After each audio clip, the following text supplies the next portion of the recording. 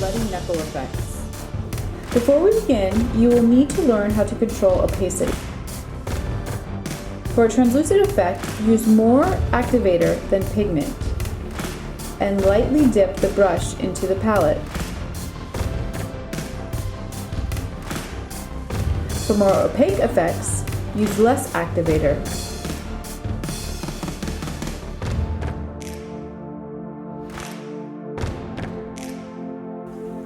Step 1. Activate the makeup.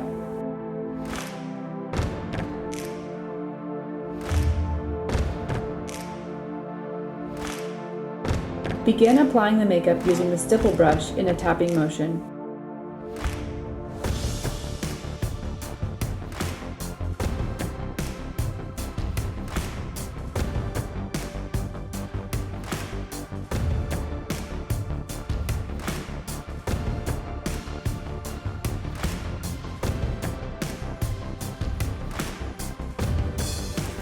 Avoid wetting the brush too much to avoid lifting previous layers.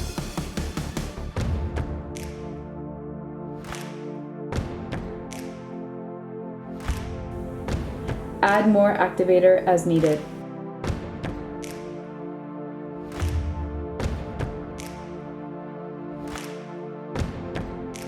Proceed with more opaque colors. You can always blend colors as needed, either on the skin or in the palette. Allow makeup to dry between layers unless you are trying to blend colors on the skin.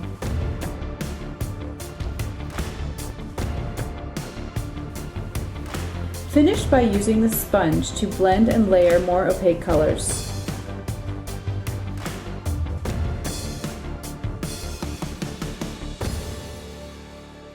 For removal instructions, storage, and warnings, please refer to product packaging